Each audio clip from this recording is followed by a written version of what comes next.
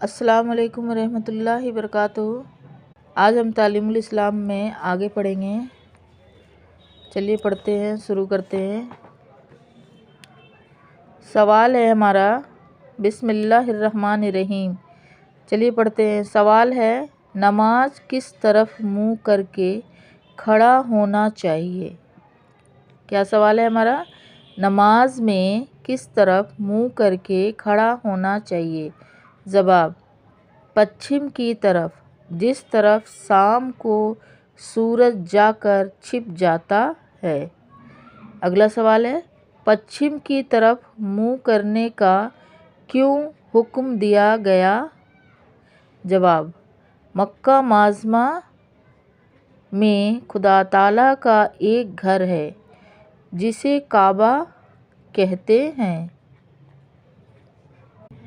اگلا سوال پڑھیں گے، اس کو ہم پھر دوبارہ پڑھتے ہیں۔ مکہ معظمہ میں خدا تعالیٰ کا ایک گھر ہے جسے کعبہ کہتے ہیں۔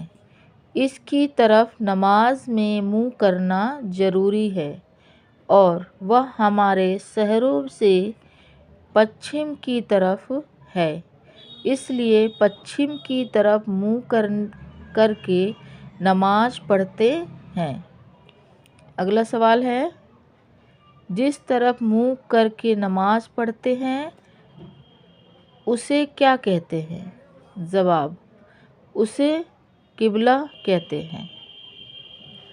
سوال، دن رات میں نماز کتنی مرتبہ پڑھی جاتی ہے؟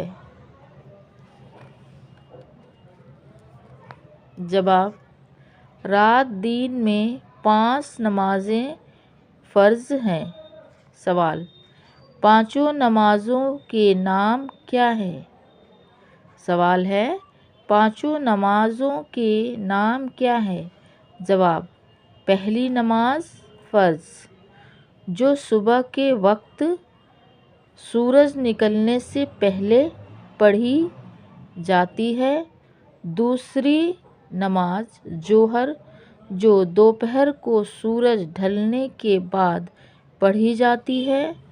تیسری نماز عصر، جو سورج چھپنے